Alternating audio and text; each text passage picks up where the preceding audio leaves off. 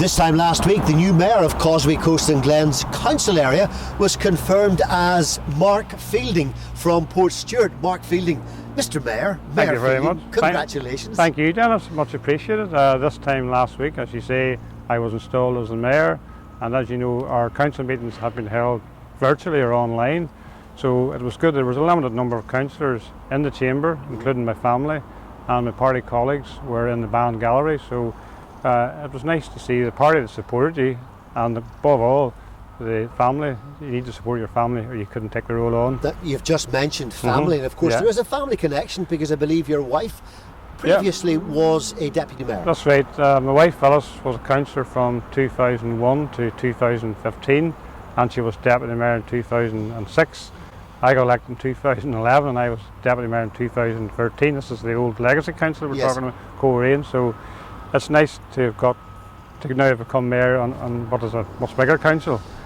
We have the coronavirus, and we'll try to not dwell on that, and that puts a dampener obviously on the year. But leaving the coronavirus aside, what's on your to-do list for the next number of months?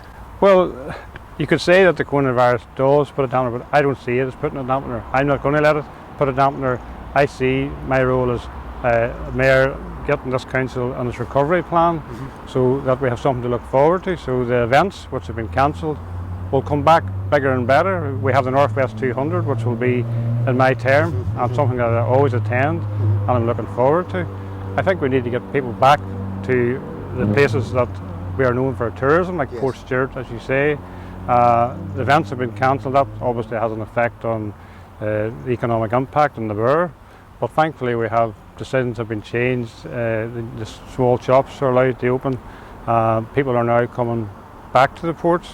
Hopefully they'll be sensible and abide by social distancing and all that's required to make it safe. Well, I see it's a recovery plan, and I see that as my role, and I'm looking forward to it. I don't see it as a dampener. I see it as something that's a challenge you take on, and I want to see the council on a better place this time next year. Now, we've one of the biggest and one of the most popular council areas, I suppose, in Northern Ireland. 130,000 or 140,000 people. How do you, as a new mayor, how do you get right across the board and make sure that you're represented fairly and evenly to all those people?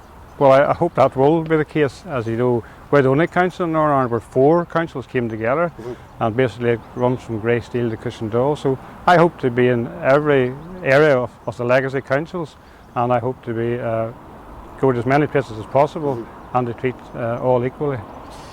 I can't stand outside the council offices, Mr. Mayor, without saying that this particular council, much as I love this area, this particular council finds itself in debt, depending on where you've read, to the tune of 60, or is it 70, or maybe it's 75 million. Does the mayor have any input or any influence over how a debt like that can be tackled? Well, first of all, I would say all councils are in debt in the sense that they all take out loans. It's how you manage that debt, and I think that the council is addressing that. They have set up a finance committee, and I think we're working through those situations. We have revenue streams which unfortunately have been stalled because the caravan parks have been closed at the minute. Those were what brought money into the council. We had controversial things like car parking charge, which would have brought revenue in. Obviously our leisure centres are closed, that would have brought revenue in. But we need to get those open again. And when we get open again, then the money the revenue will come in. And just finally, Mr. Mayor, I was down in Portrush for a walk this morning, and you have to notice when you walk through the town that Waterworld, is it closed, is it open? Certainly I know for the moment it's closed. Dunluce Centre is no longer with us as a facility, and in private hands Barry's may well be sold off. Have you any influence or any input there, any thoughts or views on what the council in particular should be doing with some of these facilities? Well, certainly Barry's. I think Barry's is an institution, not just in Portrush, not just in the Causeway, but Northern Ireland, dare I say, beyond Northern Ireland. And Barry's, I want to maintain as an amusement complex, and I think that was the Trevelyan family's interest that they want to maintain it as that. So the Denis is a different matter, and I'd like to see it return in some sort of indoor recreation wet facility for the benefit of not only the ratepayers but of visitors. But again, we're not. I can't see. I don't know what's going to happen there, but we're looking forward to something progressive happening in that situation. Waterworld, we had planned it would stay open this summer until it would get a buyer, and maybe perhaps it will open, but it looks like possibly not.